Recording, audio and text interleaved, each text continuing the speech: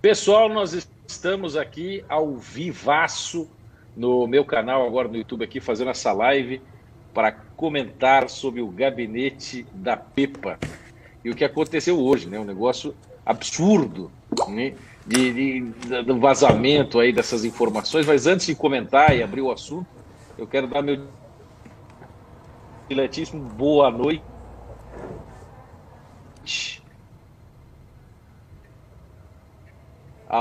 primeiramente, o Felipe. Sou eu, travou aí, travou. Boa noite, boa noite, boa noite. Uma honra estar aqui com você, Pedro, Silvio. Boa noite, tamo junto aí. Hoje é um grande dia, excelente dia. Vou comer torresmo assim que acabar a live. Eu Então, também. Isso não é horário de marcar live.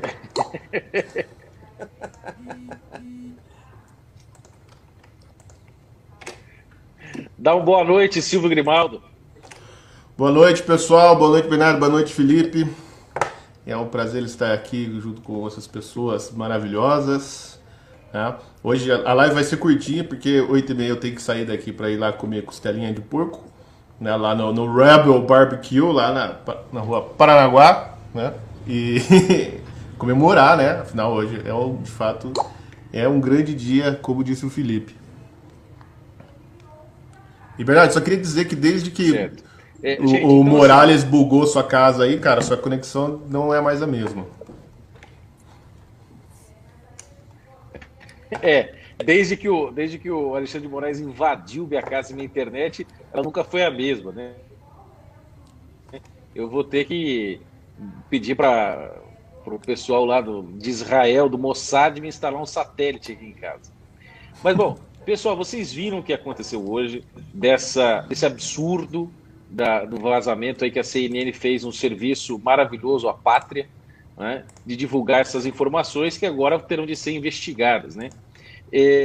Antes de eu fazer os meus comentários aqui, Felipe, eu quero que primeiro você fale algumas coisas para o público, que você participou por muito tempo da CPMI das fake news.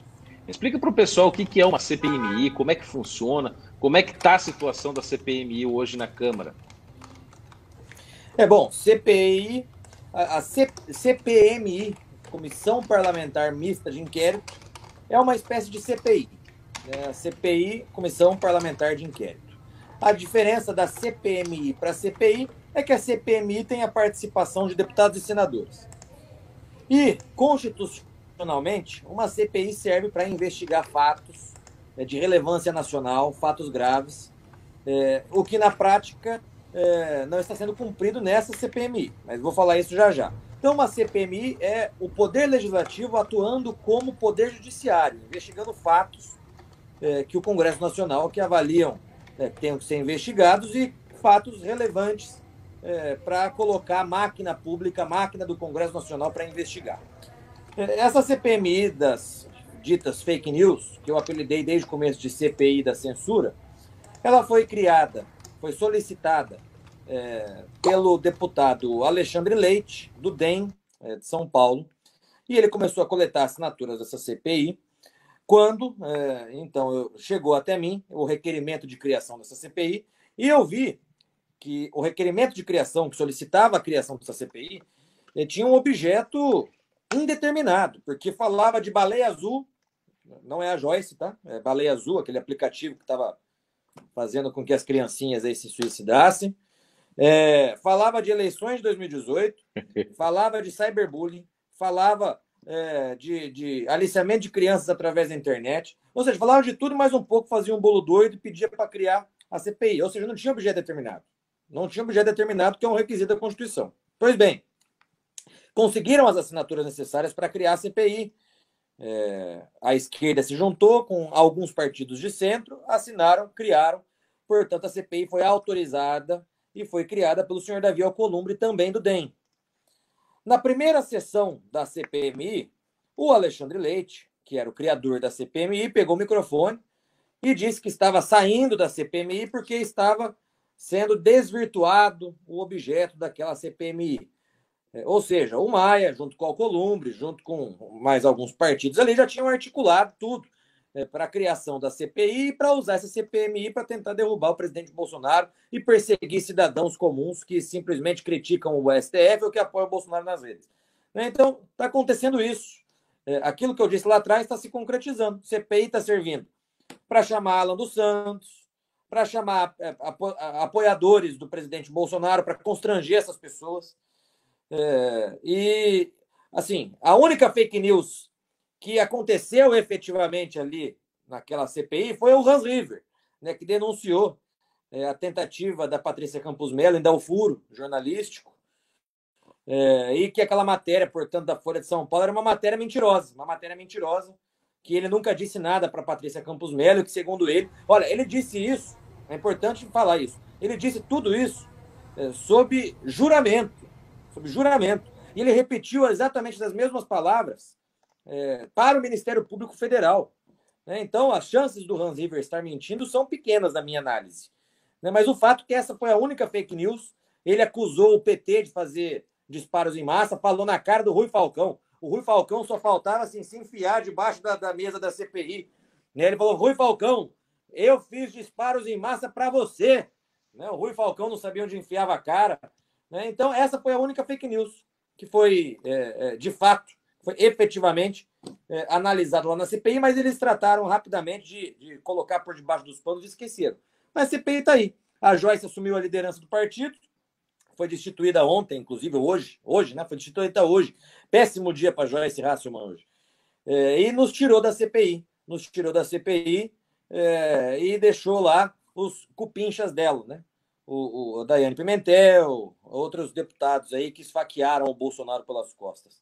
Mas a gente vai reverter essa situação, já tenho falado com outros partidos que vão ceder a vaga deles para a gente. Uhum. Certo. Eu acho que uma das coisas importantes que eu estou pensando em relação a essa questão das fake news aqui, foi o que o Cláudio Lossi disse aqui, ó, no Superchat. Ele falou, Bernardo, não percam o time. Vocês, youtubers, agora explorem que o inquérito do STF e a CPMI das fake news está totalmente viciado. Tudo que vem do gabinete da porca com ódio não possui credibilidade. Felipe, vocês vão tomar quais medidas? Eu quero saber, você, os outros deputados, etc., em cima disso, porque é crucial que a gente não só levante hashtags e fique falando, etc., mas tome medidas cabíveis para que isso seja investigado e ela, se necessário, seja punida e esse inquérito ilegal do STF seja arquivado, porque vai ter votação agora no Supremo.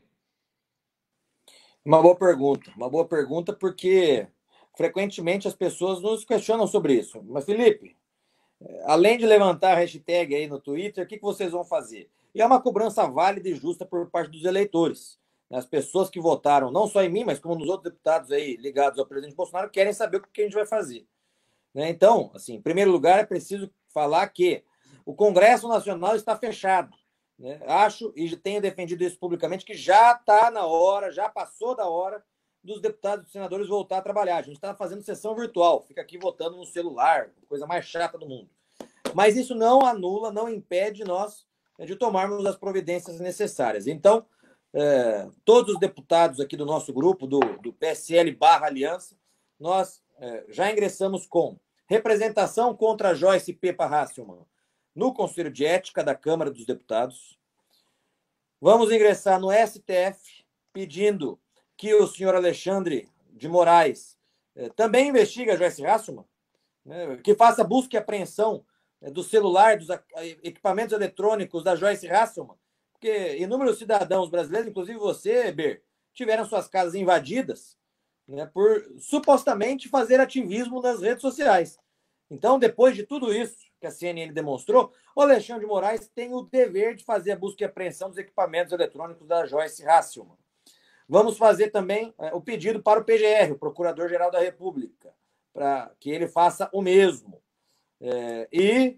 Por fim, a gente está articulando aqui para fazer pressão para que essa representação na Comissão de Ética ande. Vou explicar o porquê. O regimento interno da Câmara dos Deputados diz o seguinte: só quem pode prestar ou fazer denúncias para o Conselho de Ética são partidos políticos. Nós não temos partido político. Nós estamos lá dentro do PSL, porque é óbvio que o Bivar não vai assinar uma representação contra a Joyce. Né? Agora, veja, existe a possibilidade, como 25 deputados estão assinando essa representação, existe a possibilidade do senhor Rodrigo Maia encaminhar a representação, sim, para o Conselho de Ética. Então, eu acho que nós temos que centrar nossos esforços nisso, fazer pressão nos outros deputados, dos outros partidos, e no Rodrigo Maia para que ele paute, para que ele mande para a Comissão de Ética. Tem mais uma coisa que nós estamos estudando também, que é o seguinte, olha só. Hoje, a Joyce, a Pepa, ela saiu da liderança do PSL, mas a Secretaria de Comunicação da Câmara era um espaço do PSL. Naquela articulação do começo do ano passado, quando os partidos se juntam para ver quem que vai apoiar para presidente da Câmara, a SECOM ficou com o PSL, que era ocupada pelo Fábio, meu colega deputado lá de Santa Catarina. A SECOM da Câmara, ela cuida da TV Câmara, ela cuida da Rádio Câmara e cuida da Voz do Brasil na parte da Câmara dos Deputados. Ou seja, é um instrumento importantíssimo e cuida das redes sociais da Câmara dos Deputados também. A Joyce saiu da liderança e aí deram de prêmio de consolação para ela a SECOM. Então veja que absurdo que nós estamos chegando. Uma plagiadora contumaz, porque todos os jornalistas do Paraná sabem que ela é uma plagiadora. Ela conseguiu, na época que ela estava no Paraná, unir todos os jornalistas do Paraná, os de direita, os de esquerda, conseguiu unir todo esse povo. Todo mundo se uniu ali, fizeram um processo contra a Joyce. Então, a SECOM da Câmara vai ser presidida por uma plagiadora contumaz e pela dona da indústria da difamação e da fábrica de fake news do gabinete da Pepa, Joyce Hasselmann. Então, é fazer pressão no Rodrigo Maia para que ele não nomeie a Joyce na SECOM da Câmara. Felipe, deixa eu perguntar uma coisa. Muita gente já falou assim, agora... Isso, diga aí. Muita gente tá falando, a CPMI tem que ser arquivada, e eu quero que tem que ser arquivado, agora tudo tem que ser arquivado. Mas você concorda com isso que agora tudo tem que ser arquivado? Porque, na minha visão, arquivar é fingir que nada aconteceu. Né? E se arquivar, o gabinete do OINC vai sair ileso disso. Né? O que você acha disso aí? Eu discordo. A gente não tem que arquivar. Porque, assim, se arquivar, então tá bom. Então ficou elas, por isso mesmo, não vamos fazer nada. Negativo. A CPMI agora tem o dever de investigar Joyce Hasselmann. Que negócio é esse? O Alexandre de Moraes agora tem o dever de investigar Joyce. Aliás, é vergonhoso. A gente viu ali a decisão do Alexandre de Moraes. Ele começa a decisão usando o depoimento da Joyce. Então vejam a credibilidade que aquela decisão tem. É a credibilidade da Joyce, ou seja, zero, nenhuma. Não, da Joyce e do Frota.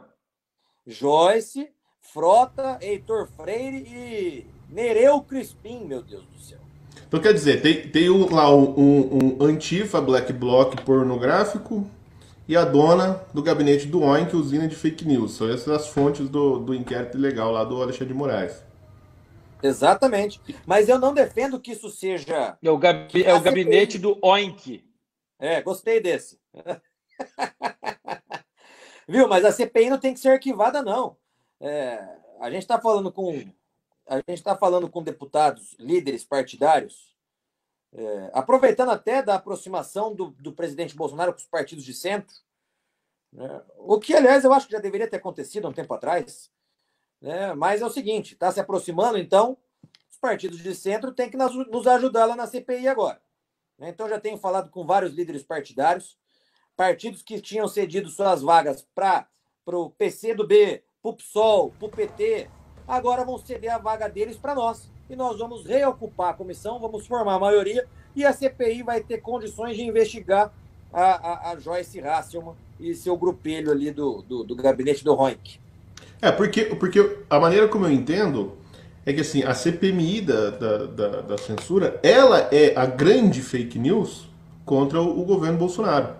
Ela foi criada, né, como uma peça-chave na narrativa, né, do gabinete do ódio. E esse circo todo lá montado pelo Ângelo Coronel e pela aquela analfabeto lá que fica sentado do lado dele, que eu esqueci o nome dela. Lídice da Mata. Isso, essa maluquinha aí. Né? Tudo foi criado para criar a narrativa de que o governo Bolsonaro, né, paga com dinheiro público uma máquina de criar fake news contra seus adversários políticos.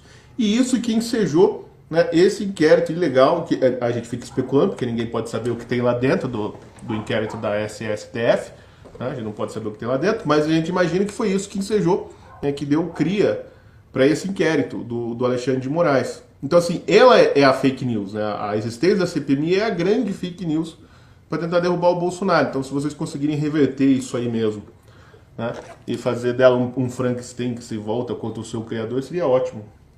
A ideia é essa.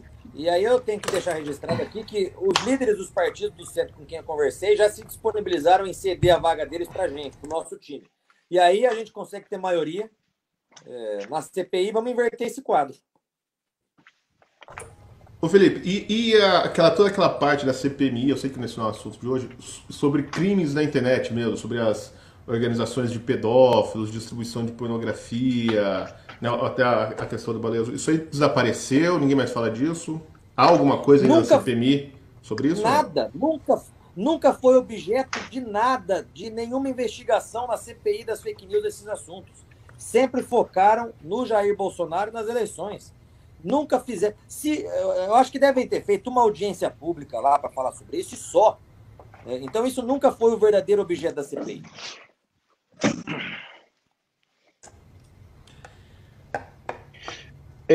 O Felipe, uma das coisas, e Silvio também, que eu tenho muito receio que possa acontecer é a seguinte. E isso eu já vi acontecer na CNN hoje. Eles estão construindo uma narrativa em volta do projeto 2630 do Alessandro Vieira, que era do antigo partidão, do Partido Comunista, hoje o Cidadania, aquele lá, o projeto da liberdade, das fake news, que é o projeto da censura. E a CNN, a partir do caso da Pepa, está com a narrativa do seguinte termo. Vocês estão vendo?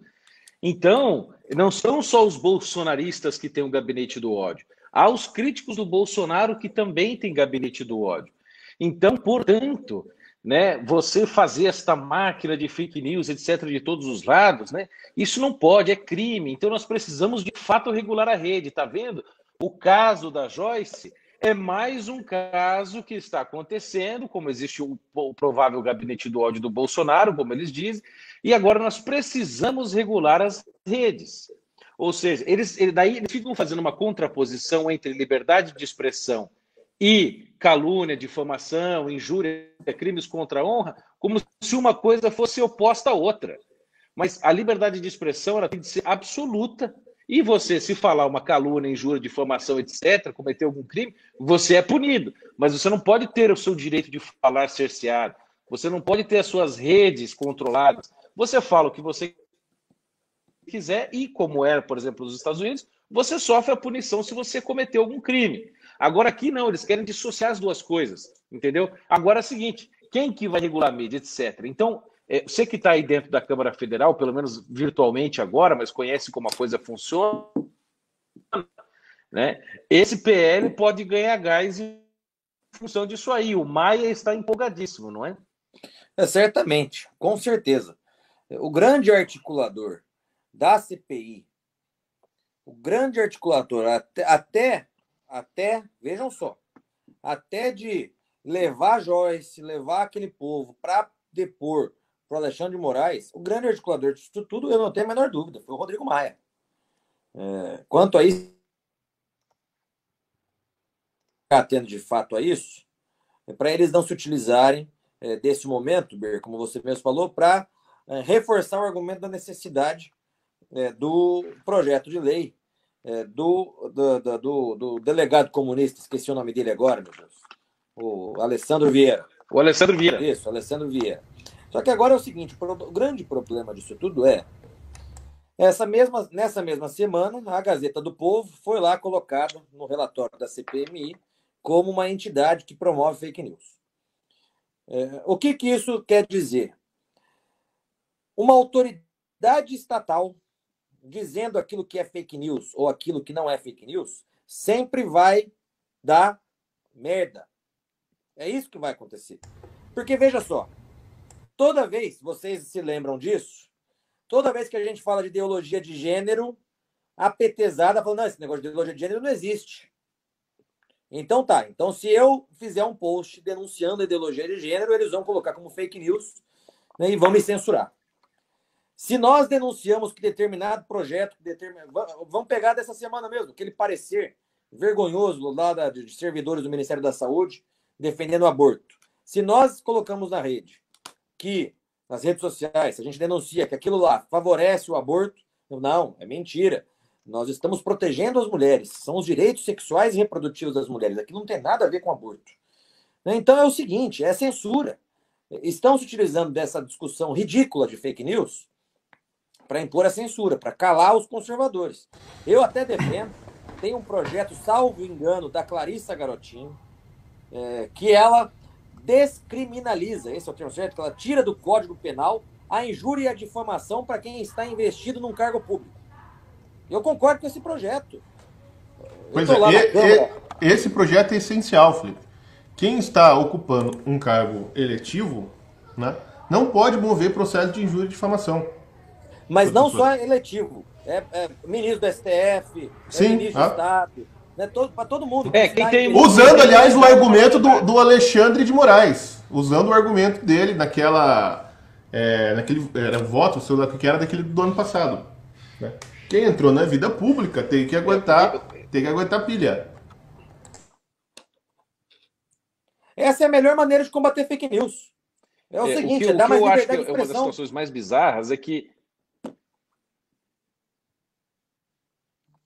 Então, o problema é que deputados como o Felipe, por exemplo, têm imunidade parlamentar, gozam dessa prerrogativa, o que eu acho absurdo, né? Falam o que querem, não tem consequência nenhuma, só que se alguém falar contra eles, sofre todas as punições, entendeu? Então, é um negócio maluco. Ele goza de todas as proteções para descer o porretinho que ele quiser, inclusive em civis, que não tem cargo eletivo, nem é protegido por nada, e agora, né, nós tomamos no toba, né? Então, exatamente. Esse projeto aí... Eu concordo muito com esse projeto. Esse projeto ele estabelece o fair play, entendeu?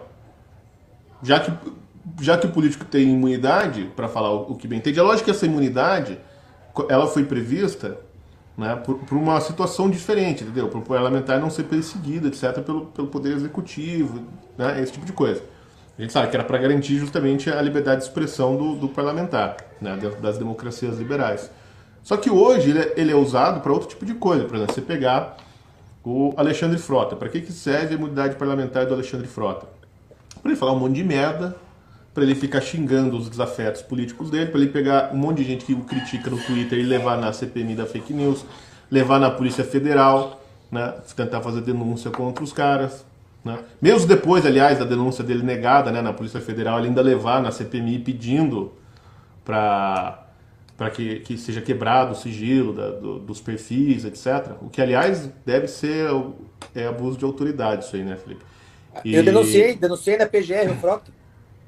Por causa disso? Então, mas isso estabelecia o fair play, né? Então, se vocês podem falar o que quer, o povão tem que poder falar o que quer também do político. Gente, o negócio é o seguinte, xingar político Exatamente. Tem que ser um direito sacrossanto em todas as democracias. Devia ser cláusula pétrea da Constituição. Todo povo tem o direito de xingar político do que quiser, o quanto quiser e onde quiser. Né? Quem tem que ter imunidade parlamentar são os cidadãos para falar o que quiserem dos políticos e não vice-versa. Entendeu? O povo tem o direito de falar o que quiser dos políticos, não o político falar o que quiser. Eu acho que os políticos falando entre si, tudo bem, eles podem xingar, etc. Agora, da população, entendeu? Eu já vi cada absurdo dito, inclusive, pela deputada Pepa, né? E agora parece também, Felipe, que ela mesma protocolou um projeto de... E o Ber caiu. O Bernardo caiu. Censuraram. Mas explica essa questão aí do Frota, das denúncias lá contra o pessoal do Twitter. O que você fez? O que foi o rolo? Não sei se você pode falar. Posso, eu fiz uma denúncia na época, assim, final do ano passado, por abuso de autoridade do Frota, que visivelmente está se utilizando da CPI para perseguir cidadãos comuns que não cometeram crime algum. Né? Você fala, mas o perfil tal tá falando mal do Frota. Tudo bem, se o Frota se sentir ofendido, ele vai lá e processa individualmente o perfil. Ele não pode se utilizar de um instrumento constitucional, que é a CPI, para perseguir cidadãos comuns que não cometeram crime algum. Então é por isso que a gente fez a denúncia do Frota na PGR, está parada lá, não recebi ainda nenhum retorno do Procurador-Geral da República, então está lá, certamente estão analisando. Espero que deem procedência ao meu pedido e processe, porque a lei de abuso de autoridade, nos primeiros artigos ali, ela diz o seguinte, que aquela lei é válida para membros do Poder Judiciário, do Poder Executivo e também do Poder Legislativo. Então, um deputado não pode usar a CPI para perseguir cidadãos comuns. Não, e outra, tudo baseado num monte de ilação, né? A pergunta que eu quero saber é a seguinte: como é que a Joyce sabe que um disparo custa 20 mil reais? Ela mandou fazer o orçamento. Por que ninguém perguntou isso? Pediu um Como é que ela orçamento. sabe? Como é que ela tem essa informação? Eu vou mostrar. Ela pediu um orçamento pra galera, pô. Esse documento que eu tô aqui, documento grande. Esse documento que eu tô aqui, esse documento é o laudo que a Joyce Hasselmann apresentou para a CPI quando ela foi depor. Aliás, aparentemente, quem pagou foi o PSL, porque está aqui, solicitante, Partido Social Liberal. Né? Então, me parece que quem pagou foi o PSL. Então, Felipe, eu fiquei sabendo que foi ela, eu fiquei sabendo, precisa checar essa informação, mas de que ela usou a verba do partido para produzir o relatório. Isso, ao meu ver, é um negócio absurdo. Pode ser, porque na primeira folha está aqui, ó, solicitante, cadê? Deixa eu centralizar aqui, ó. Partido Social Liberal, tá aqui, ó. Solicitante, Partido Social Liberal. Né? Então tá aqui. Pode ser. Merda. E eu li esse documento inteiro. O documento eu não posso, obviamente, mostrar, porque, salvo engano, está sob sigilo lá da CPI. Eu li esse documento quando eu era membro, portanto, eu tinha acesso a ele. Vou até confirmar se ele está sob sigilo ou não. Se ele não tiver, vou divulgar amplamente. Mas aqui eles fazem o seguinte, eles fazem uma confusão proposital do próprio funcionamento das redes sociais. Eles pegam o seguinte, olha, o Felipe compartilha o Bernardo, que por sua vez compartilha o Silvio, que por sua vez compartilha o Alan dos Santos, e, portanto, se eles comungam das mesmas ideias e compartilham os mesmos posts, eles são uma associação criminosa. Que negócio é esse? Isso é absurdo. É igual eu falar que ela e um pedreiro lá compartilhando e trocando humores ali, que isso é associação criminosa. Desculpa. Absurdo. Eu coloquei no Twitter outro dia, eu falei, eu vou explicar para o Alexandre de Moraes como é que funciona o gabinete do ódio. Funciona assim. Eu acordo de manhã, tomo o meu café, abro o meu Twitter, né, escrevo alguma coisa, as pessoas vão lá, gostam, todo mundo compartilha, e isso é o gabinete do ódio. Ou eu compartilho e gosto das ideias de alguém. É isso que é o gabinete do ódio para eles. Só que é tudo público, entendeu? É ridículo. Ô, Felipe, tem uma pessoa aqui, a Dai, deu uma contribuição no Superchat aqui e escreveu o seguinte: prezado deputado, por favor, acabe com essa ideia de economizar verba de assessores. Contratem os melhores e o máximo possível para rastrear esses PLs, né, esse projeto de lei, e mudanças que ferram com a nossa vida. Contamos com vocês. Está aí a chamada. Eu nunca concordei com esse negócio de que, olha, eu tenho direito a tantos assessores, mas estou usando apenas um. Tenho apenas um assessor. Porque é o seguinte, é preciso explicar. Ninguém aqui está defendendo, Ber. Nós temos que ser irracionais no gasto do dinheiro do contribuinte brasileiro. Negativo. Mas as pessoas precisam saber o seguinte. Tudo bem, se eu tenho direito a 10 assessores e contrato 5, esse montante que sobrou não vai voltar para a saúde, não vai voltar para a segurança, não vai voltar para a educação, vai voltar, sabe para onde? Para os cofres da Câmara dos Deputados, que, por sua vez, vai poder usar esse dinheiro para o que bem entender. Vai poder criar mais cargos comissionados, vai poder usar esse dinheiro, sei lá, enfim, para qualquer outra coisa. Então, é o seguinte, é aquilo que o professor Olavo sempre fala, que enquanto nosso oponente, enquanto a petezada está lá com gabinete de liderança cheio, lotar, todo mundo trabalhando para fazer o mal, a gente está com esse negócio aí, olha, vou contratar apenas um assessor. Eu não concordo. Não estou defendendo aqui que sejamos irracionais, mas pô, temos que fazer a guerra. Mas isso é coisa de liberal merda. Porque assim, isso aí é você aceitar a guerra assimétrica. Você vai pra guerra, deve ter seu inimigo na trincheira, lá cheio de canhão, granada, metralhadora, não sei o quê. E você fala assim, não, temos que economizar o dinheiro do exército. Eu vou só com um revolvinho aqui de 6 tiros. E vou deixar o resto do arsenal no quartel-general para economizar. É uma cagada, isso é coisa de jumento mesmo, né? Mas tá cheio, infelizmente, de político na direita que fica falando esse tipo de coisa, né? E depois fica lá, né, o dinheiro que ele não gastou na munição para acabar com a esquerda vai virar peru de Natal para a esquerda.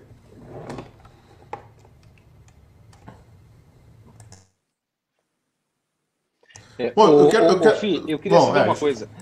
Como é que você acha que vai... Diga. Não, pergunta aí, Bernardo. Bom, então tá bom. Eu quero que você me diga uma coisa. Você sabe quais são as outras tipos de... Isso agora em relação ao Supremo e ao inquérito, não à CPMI das fake news. Os tipos de representações e coisas que vêm sendo feitas para tentar anular o inquérito ou para tentar invalidá-lo, etc. Porque, assim, a gente tem uma série de problemas nesse inquérito, como eu já expus no vídeo ontem aqui no canal. Agradeço todo mundo aqui que tá contribuindo aqui no Superchat. Se tiver alguma pergunta aqui, a gente vai ler. A Luciana perguntando aqui, aquele amigo de vocês que foi baleado, está bem? O Paulo está bem melhor, está melhorando. Eu não sei qual é a situação dele no momento. Eu ouvi notícias dele anteontem, Luciana. Depois eu vou ver aqui como é que está a situação. Mas as ações estão sendo feitas porque assim, o inquérito é ilegal e depois ele teve uma série de ilegalidades depois disso, né? Agora, eu não acho que o simples arquivamento disso possa ser satisfatório. Eu acho que o Toffoli e o Alexandre de Moraes têm que ser punidos, um por abrir e outro por tocar dentro das ilegalidades. Vocês estão fazendo alguma coisa nesse sentido também para ajudar a enterrar essa palhaçada, inclusive, né, ajudar a derrubar os ministros dentro da lei, porque, no nosso entender, foram várias ilegalidades cometidas ali? O inquérito ele já surge de maneira inconstitucional e ilegal, porque eles fizeram uma interpretação, Toffoli e Alexandre de Moraes, fizeram uma interpretação extensiva do artigo, salvo engano, 49 do Regimento Interno do Senado do STF. Esse artigo diz que quando houver o cometimento de crimes dentro da sede do Supremo Tribunal Federal, do prédio do Supremo Tribunal Federal, o STF vai poder instalar inquéritos de ofício. Isso é o que diz o artigo do Regimento Interno do STF. O Regimento Interno do STF, ele tem efeitos exclusivamente interna corporis. O que isso significa? Só vale para aquilo que acontece dentro do STF. Não vale para o cidadão comum. Então, começa uma ilegalidade aí. Porque eles estão usando um artigo do Regimento Interno, mal interpretado, para tocar um inquérito e aplicar esse Regimento Interno para cidadãos comuns que nada tem a ver com o STF. Depois desse inquérito, que surge para esconder a denúncia da revista Cruzoé da suposta ligação do Toffoli com a família Odebrecht, esse inquérito serve para censurar a imprensa. Liberdade de imprensa violada dentro desse inquérito. Tem até dado algumas entrevistas, e para todo o repórter que eu dou entrevista, eu falo o seguinte: olha, meu filho, você está na hora de começar, não é só porque são bolsonaristas que estão sendo perseguidos, que vocês têm que não têm que se posicionar. Vocês da imprensa já sofreram na mão desse inquérito. Né? Então, foi utilizado para censurar a imprensa. E agora é utilizado para perseguir críticos ao STF ou apoiadores do presidente Bolsonaro.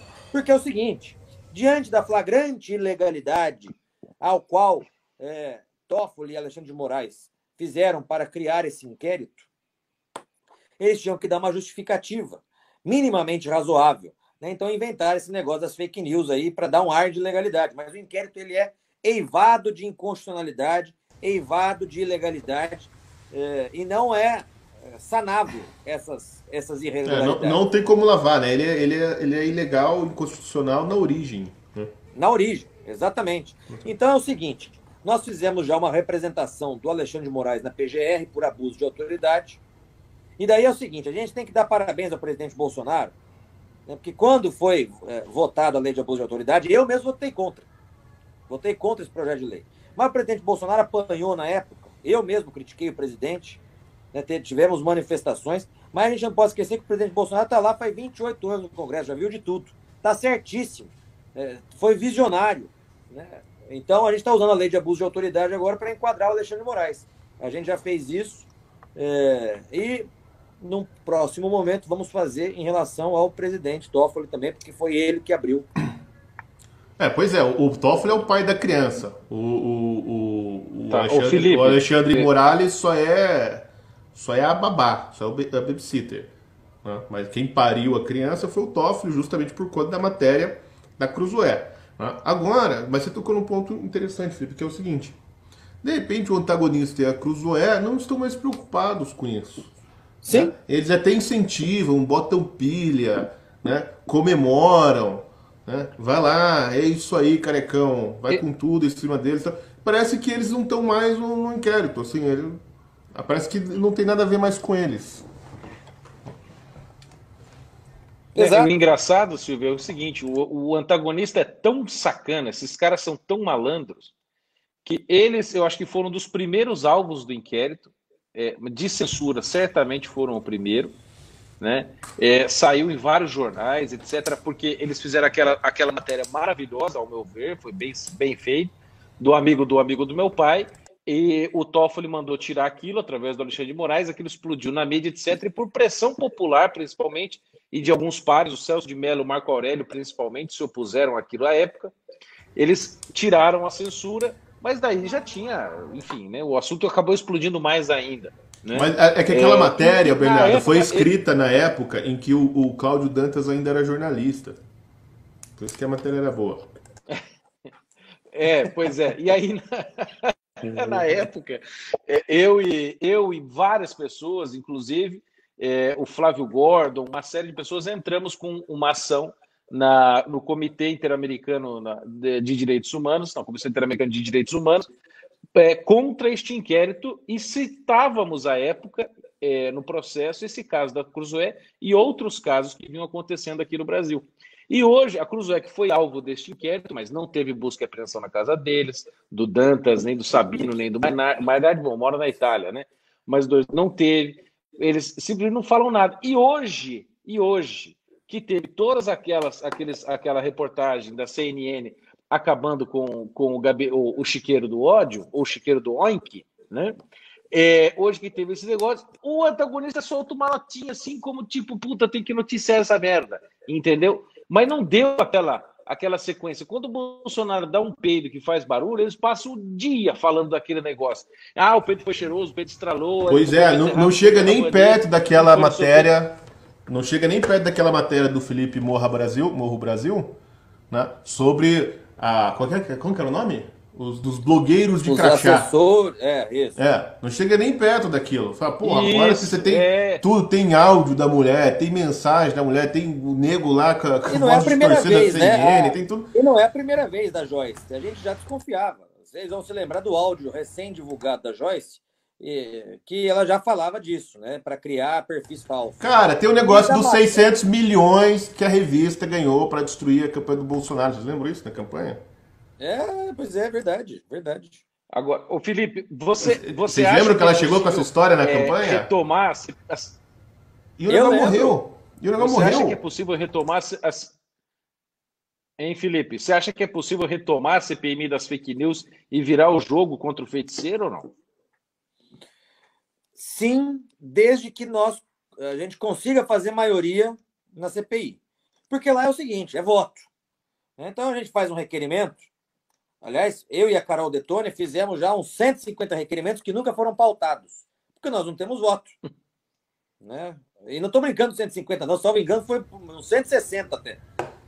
Só que a gente precisa de voto, a gente precisa de maioria. Então é isso que a gente está trabalhando. Chama lá o líder do partido, do centro. Meu irmão, tá aqui, precisamos dessa vaga sua que você cedeu lá atrás, o partido tal, a gente precisa da vaga. A gente está fazendo isso, fazendo um trabalho de formiguinha. Para quê? Para que a gente consiga ter maioria temos voto, então a gente revira, a gente dá a volta. Né? Então a gente consegue fazer o que a gente quiser na CPI.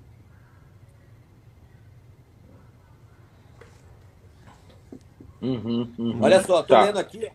Seguinte. Tô lendo aqui. Diga. A matéria da Pipa saiu agora na Record também. E acabou de sair, falando no antagonista, acabou de sair o seguinte: Alexandre Moraes, recebeu o Rodrigo Maia na sexta-feira passada em São Paulo. O encontro ocorreu um dia depois da PF realizar a operação contra blogueiros e empresários bolsonaristas.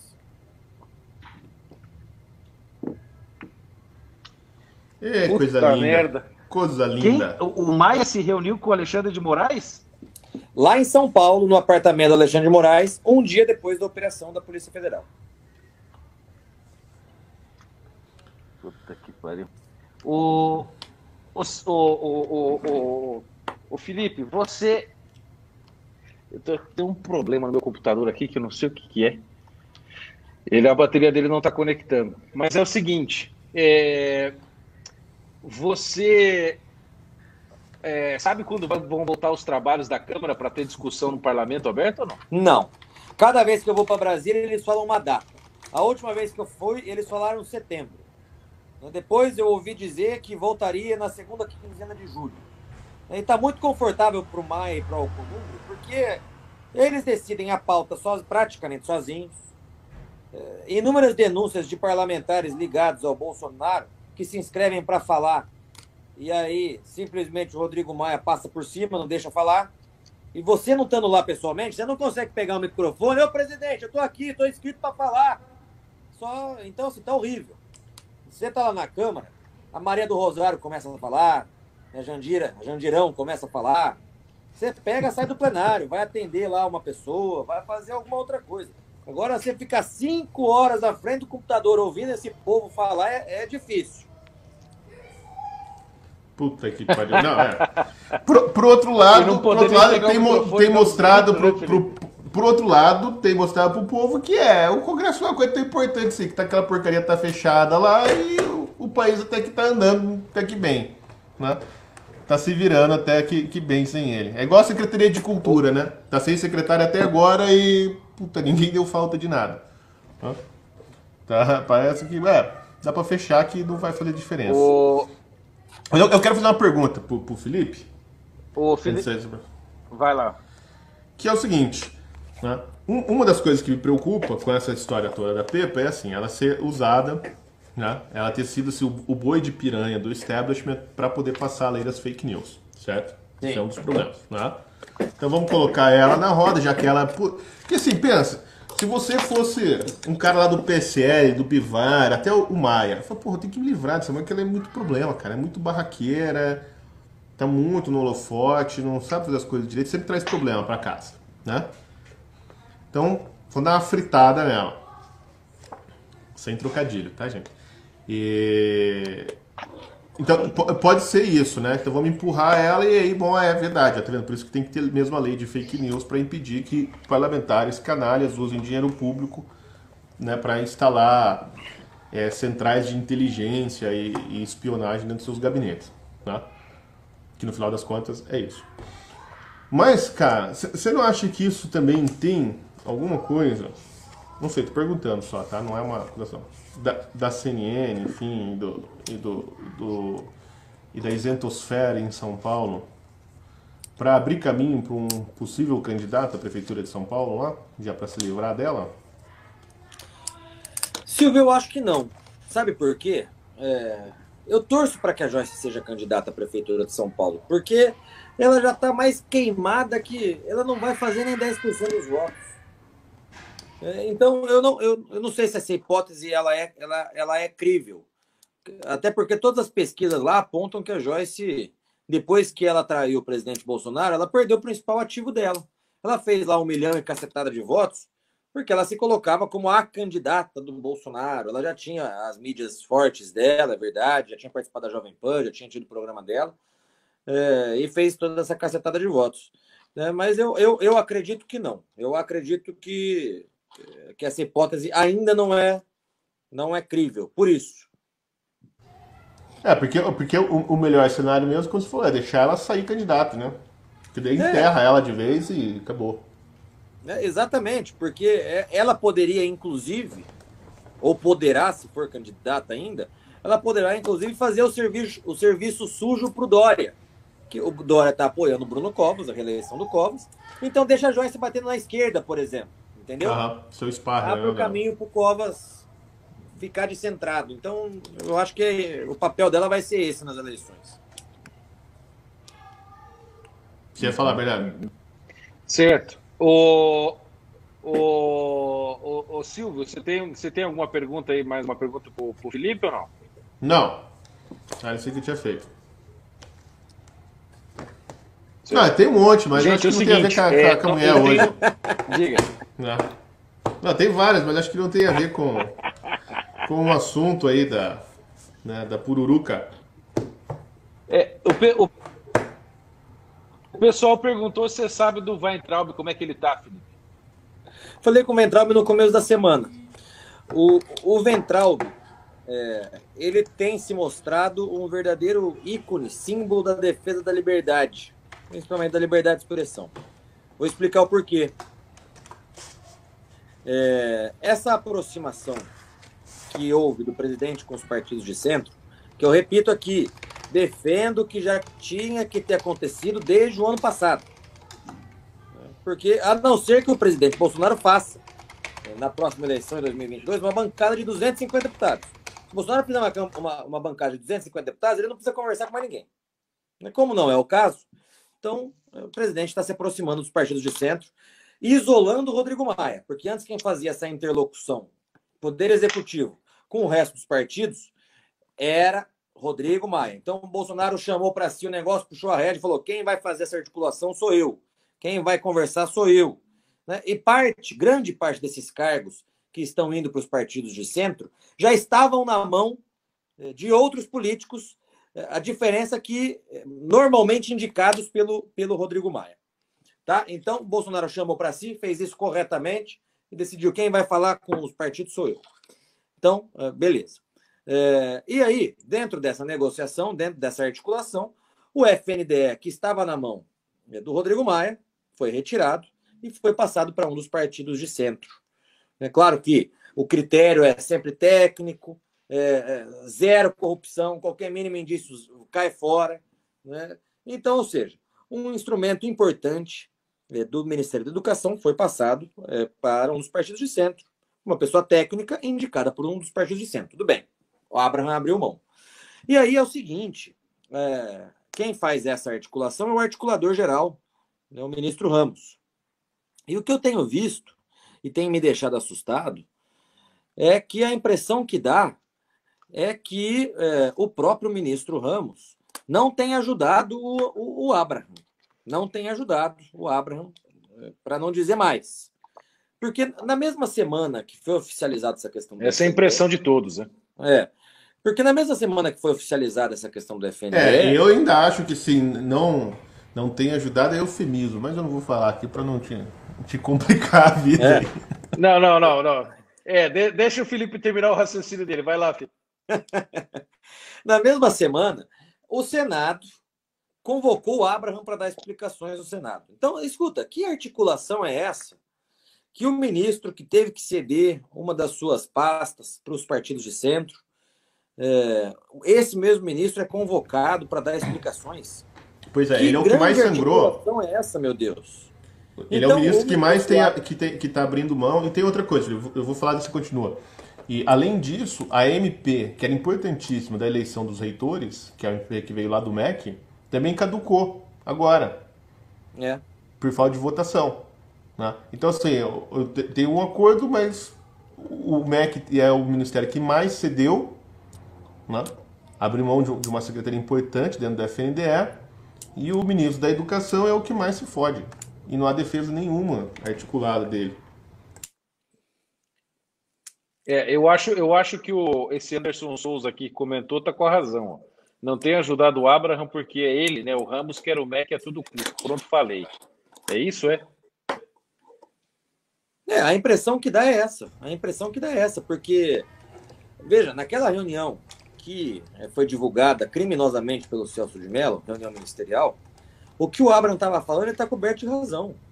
É uma crítica que eu já fiz várias vezes, já conversei com o Silvio sobre isso, que é o seguinte, tem muitos ministros que estão ali fazendo um projeto próprio, que não ajudam o presidente Bolsonaro, que na hora que o presidente Bolsonaro está precisando de voto no Congresso, o ministro não se dá o trabalho de puxar o telefone e ligar para meia dúzia de deputados para pedir voto em favor do Bolsonaro. E o Abraham estava falando exatamente isso, né? Que os ministros têm que pensar como um grupo, tem que pensar e ter na cabeça o seguinte: o ministro nada mais é do que um assessor do presidente Bolsonaro. Quem determina ali, quem determina o jogo exatamente. É o Bolsonaro. Pronto, acabou. E aí, o que me passa, o que me dá a impressão é justamente que a única articulação que existe ali é para tentar derrubar o Abraham. Essa sim, me parece que é uma articulação que está surtindo efeito. Né? E não pois isso aí tem ficado cada vez mais claro. Né? Mas agora, depois que o Abraham foi carregado pelo povo na porta da Polícia Federal, o general, o central, esses caras têm que ser muito mágico, muito cara de pau, muito louco para tentar, para continuar com esse plano aí, né? Porque, né? Quer dizer, o Abraham, se ele cair, ele vai levar com ele boa parte da militância conservadora, da direita conservadora junto. Sem sombra de dúvida.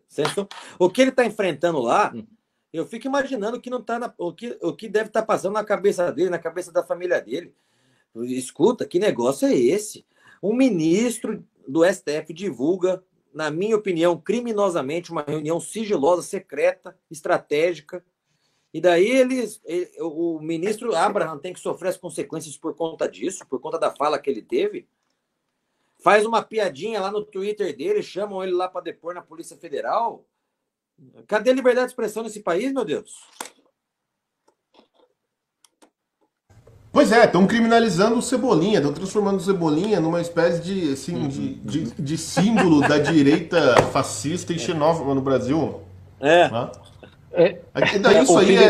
Isso é coisa do você chegou aí depois. Você chegou aí depor ou não foi depor na Polícia Federal? Porque eu não sei, mas eu não recebi nenhuma segunda visita da Polícia Federal aqui em casa, até no dia em que eles foram na casa da Sarah Winter e do Alan em Brasília, até preparei o café aqui em casa para recebê-los, né? Deixei tudo prontinho, né? O pãozinho, né? Coloquei a mesa aqui, fiquei esperando os policiais para tomar um café comigo, né? Porque aquele dia eles chegaram às 6 da manhã, mas esse dia acho que foram à tarde, nem não vieram aqui em casa. Então não sei se que você está morando tão longe, Bernardo. Para ver se continua a investigação, coisa do tipo. É que você tá morando tão longe, tão na puta que pariu você tá morando, que pra ir aí de novo, eles têm que fazer uma requisição lá pra Brasília, pro Ministério da Justiça, pedir uma verba a mais de gasolina, porque não dá pra ir onde você mora. Isso, exatamente. Eles estão racionando gasolina, né? Mas eu não fui intimado a dar depoimento ainda, né? Ainda não fui. Só antes de você responder a pergunta, agradecer aqui a Lana, fez a pergunta aqui sobre o Carlos Wizard, que está no Ministério da Saúde, né? E o André Milaré também fez uma contribuição aqui, e a Gisele Carvalho. Muito obrigado a todos aí. Agora, você vai depor, foi depor? Se você for depor, o que você vai dizer? Como é que é? Eu não fui depor e não irei depor. Por conta de todas as ilegalidades e inconstitucionalidades já apontadas nesse inquérito, e também porque eu sequer tive acesso à íntegra do inquérito, como o próprio Supremo Tribunal Federal já determinou na súmula vinculante 14 e em outros inúmeros julgamentos. Então, mais uma ilegalidade que está acontecendo, porque o Alexandre de Moraes, ele divulgou lá essa semana que não estavam garantidos, né, que todas as pessoas e seus advogados tivessem acesso ao inquérito. Mentiu. Não estão tendo acesso ao inquérito. Depois ele começou no dia seguinte a intimar as pessoas de que as pessoas têm que ir lá para Brasília, o processo é físico, marcar o dia e um horário para tomar conhecimento do apenso 70. Olha o tamanho, o processo já está com pelo menos 70 volumes. Mas olha, a súmula vinculante do STF, o que o Supremo Tribunal Federal já decidiu por inúmeras vezes, é que nós temos que ter direito, nós temos o direito de ter acesso ao inquérito na íntegra, e não apenas 70, ao volume 70. Então, não irei depor. né? E se fizerem ali uma condução coercitiva, se vierem aqui em casa de manhã fazer busca e apreensão, ou se me levarem lá para a polícia para prestar depoimento, vou me reservar no direito de ficar quieto.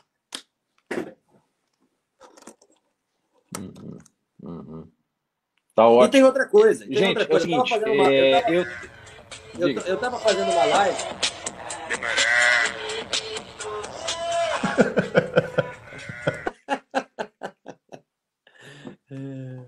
Viu? Tem uma coisa aqui que é a seguinte. Eu fiz uma live essa semana com o Bob Jeff, Dr. Roberto Jefferson. E aí, o presidente Bolsonaro, na minha visão, o Roberto Jefferson concordou comigo, fez um adendo a isso que eu falei, é o seguinte: no Estatuto do Servidor Público Federal, tem lá um artigo dizendo que ordens manifestamente inconstitucionais ou ilegais não precisam ser cumpridas. O policial federal é um servidor público federal, correto? Então, o presidente Bolsonaro tem que regulamentar esse artigo do Estatuto do Servidor Público Federal e dizer o seguinte: meu filho, a Polícia Federal não vai mais cumprir nenhuma diligência desse inquérito legal e inconstitucional. Pronto, acabou.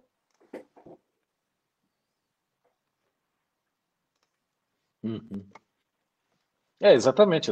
Não tem que cumprir. Leis iníquas e leis, inquéritos ilegais, coisas desse tipo, não se obedece, entendeu? Se a Polícia Federal vier me intimar aqui em casa, o meu advogado vai ter que vir para cá, que ele mora numa cidade aqui perto, eu vou à Polícia Federal, mas não vou prestar depoimento. Não é que eu vou me resguardar o direito de ficar calado. Eu não prestarei depoimento. E, inclusive, eu entrei com um HC, um habeas corpus, para poder... Caiu na mão do Fachin, me parece. Eu também. Para poder me proteger de uma prisão por não prestar depoimento. Ou seja, pode dar desacato, etc. Né? Então, eu entrei no STF, caiu na mão do Fachin, só que ele teria que ter julgado até ontem. Né? Deu 24 horas ontem, a gente pediu liminar, caráter de urgência, mas não votou. Né? Mas, enfim, eu também não vou dar depoimento. Eu vou à Polícia Federal e respeito a Polícia Federal e para evitar confusão também, evitar uma condução coercitiva, coisas do tipo.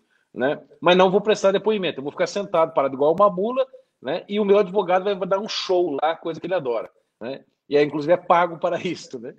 Hoje nós entramos na Procuradoria-Geral da República contra o ministro Alexandre de Moraes e entramos também na Comissão Interamericana de Direitos Humanos por causa de uma série de violações de direitos fundamentais, etc.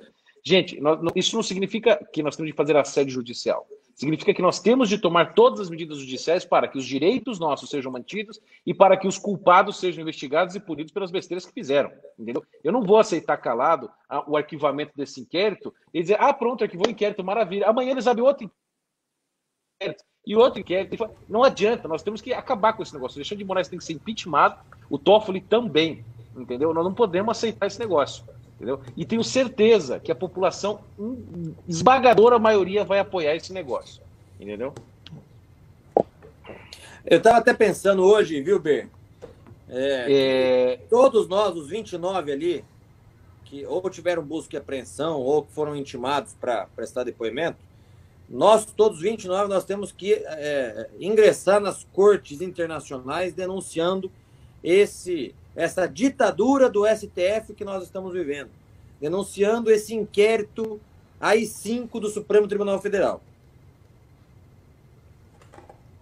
Eu acho que todos os recursos jurídicos à mão são válidos, né? Devem ser usados, porque a pressão, a dor de cabeça, né, em cima dos caras, dá trabalho, a extensão do saco. Mas a gente sabe que a questão não vai ser resolvida por vias judiciais, vai ser resolvida na política, né? E a gente já passou num ponto da política que a gente tá, que é onde fala mais alto. Quem juntar a maior gangue, né, que com todo o respeito aqui ao nobre deputado, gangue quer dizer esse maior número no Congresso, né, vai vencer. Né? É assim que vai acontecer. Né? E não vai ter outro jeito. As pessoas estão esperando os militares fazer alguma coisa, a polícia fazer alguma coisa. Não vai. Porque se os militares fazerem alguma coisa, a gente vai ter que resolver o problema com os militares. Tá? O povo tem que parar de ser tutelado. Né? O povo tem que parar de ser tutelado. O povo tem que falar para os seus representantes que querem encher o saco, ir lá no Congresso, descobrir o endereço dos caras, lá pentelhar na casa deles, esse tipo de coisa. Fala, Bernardo, que eu quero lembrar um caso para as pessoas aqui. Eu vou dar uma explicaçãozinha aqui rápida aqui, Silvio. A coisa é a seguinte: o general Ramos, que hoje está lá no governo, e o general Azevedo, os dois participaram do primeiro governo do Lula, de 2002 a 2006. 2003 a 2008, na verdade, né? Participaram do primeiro... 2006, na verdade. Participaram do primeiro governo Lula. O Ramos era o representante do Exército no Congresso a pedido do Lula. E, à época, em 2002, antes do Lula ser eleito, antes do pleito de outubro de 2002, que o Lula assumiu em 2003, a ABIN, segundo uma matéria que foi feita pela revista Veja, a ABIN tinha pelo menos 6 documentos que provavam as relações financeiras, políticas e econômicas e parcerias entre o Partido dos Trabalhadores e as Forças Armadas Revolucionárias da Colômbia, que o tráfico, criminosas, etc. Né? Ou seja, o Exército já tinha isso. E mesmo sabendo disso, o Ramos entrou no governo, o Azevedo também. Então vocês não esperem nada dos milicos. Nós vamos tomar as atitudes, deputados compromissados e que estão brigando, que são brigões como o Felipe, tem que tomar atitude, e nós não podemos, infelizmente, no momento, contar com eles que eles vão chegar e juntar os ministros do STF lá e dar um grito e eles vão arrumar. Não, isso não vai acontecer, infelizmente. Nós temos que agir com pressão popular e dar respaldo para o presidente ter moral para peitar o Congresso, peitar o Senado e fazer o que ele tem de fazer, e inclusive arquivar esse inquérito de merda, né, botar ele no chiqueiro junto com o Pepe, etc. Entendeu? Então, meus caros, antes da gente encerrar essa live, que nós batemos aqui quase 9 mil pessoas online, agradeço a todo mundo, inclusive, que contribuiu no Superchat. Quero deixar aqui o Silvio, suas últimas palavras aqui nesta live, por favor.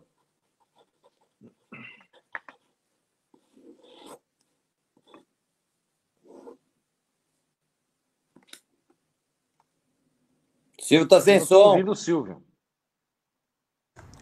Pô, eu falando aqui, falei palavras bonitas, elegantes, prudentes e sofisticadas e ninguém ouviu. Não, tô falando que agora é a hora que a porca vai torcer o rabo, né? Agora é a hora de ir pra cima, né? Não adianta vocês ficarem xingando lá a deputada Joyce Hasselman na internet, vocês têm que pressionar os outros parlamentares pro o pedido, imagino que vão ter vários, né, pedidos de impeachment dela andar para frente, né, para tentar reverter, essa situação toda da CPMI da fake news, né. O inquérito lá do STF é outra coisa, então não vai dar para, não vamos falar disso agora, e dizer para vocês assinarem lá o Brasil Sem Medo, né, entrem lá brasilsemmedo.com, façam sua assinatura e fique bem informado. É isso aí. E agradecer o Felipe pelo tempo e a disponibilidade. Eu sei que vida de deputado é cheio de coisa para fazer. Ele está em casa lá com a Mari, com o Bento. Aliás, mande um beijo para eles e fique com Deus.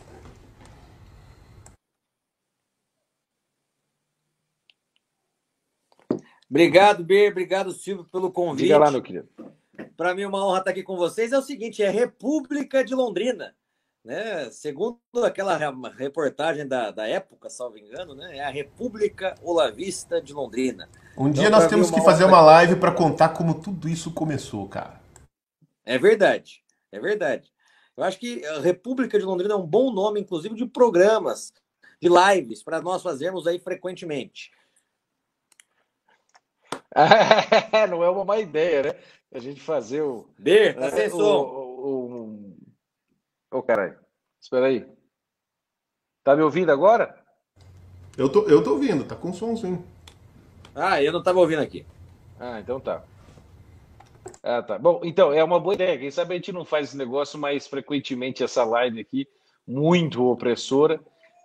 Mas agradeço a todos aqui que contribuíram no Superchat. Nós batemos uma audiência muito boa aqui. Eu vou fazer lives mais frequentes no canal. Tem que chamar o Briguet para fechar a Não se esqueçam de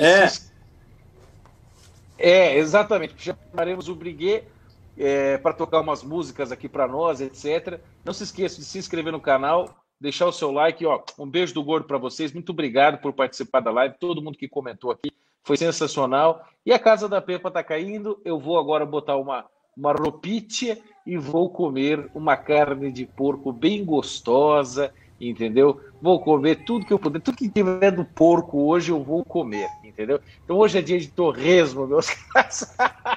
Um forte abraço para vocês. Beijo, Felipe. Obrigado, Silvio. Tchau, tchau para vocês. Abraço, gente. Fique com Deus.